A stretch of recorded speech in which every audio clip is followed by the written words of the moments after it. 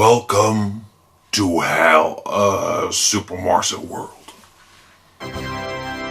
Welcome to this retro review for Hellraiser 3, Hell on Earth. This first American production of Hellraiser is written by Peter Atkins, who also wrote the second film and who also has a role in this film as the bartender who eventually turns into the Barbie Cenobite. Director of the original film, Clive Barker, once again returned as producer, and the film is directed by Anthony Hickox. So let's start with this retro review for Hellraiser 3, Hell on Earth. There is no good, there is no evil, there is only flesh. The story. This film introduces a new set of characters, and the main character is reporter Joey Summerskill. She witnesses a horrific death, and when she investigates the horrific event, she discovers the hellish evil that has been released from the mysterious puzzle box called the Lament Configuration. What I like, Doug Bradley's Pinhead. Although I think Pinhead looks better in the previous two films, I think this one is my favorite Pinhead performance. Pinhead had become famous, so people wanted to see more of him. And that's why in this film we get a lot of Pinhead, which I think is good. And here he's unbound. He's not longer bound to hell, so he's less stiff and more free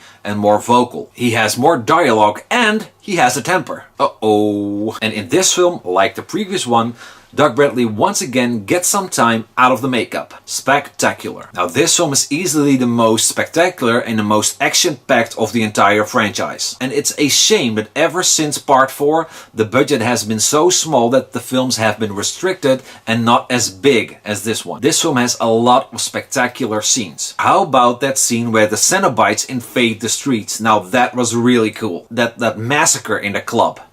There's this club filled with partying people, and then Pinhead comes in. Shall we begin? Now, before you know it, there are chains flying everywhere and blood going everywhere. It's such a terrific scene. I love it. Pinhead goes nuts. The new Cenobites. Now, while they don't make much sense, they are pretty cool. It's a fact that Pinhead is unbound from hell, and so also from Hell's Order. And that makes Pinhead, but also the Cenobites, so very different. Just there to create chaos. And that's what they do.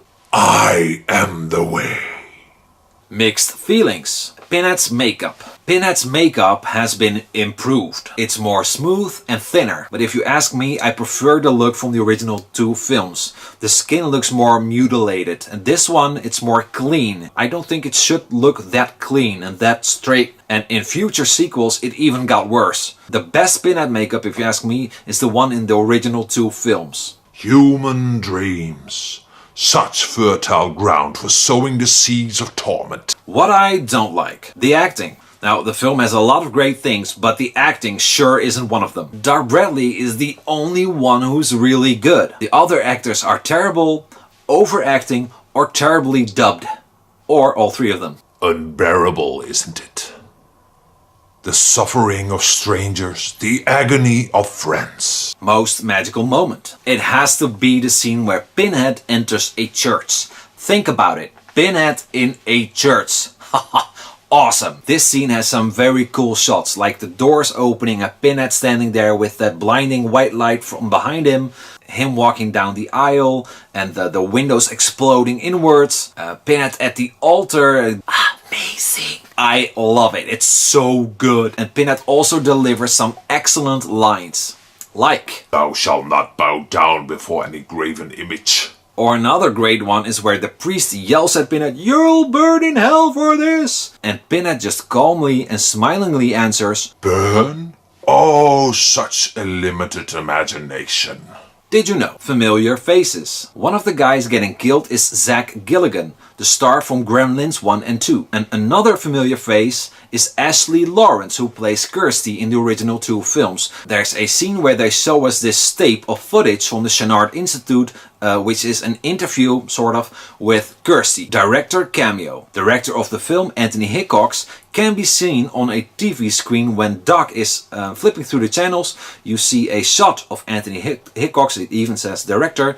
It's some sort of interview footage, but there's also footage shown while he's flipping through the channels of another film by Anthony Hickox called Waxwork 2. I will enjoy making you bleed.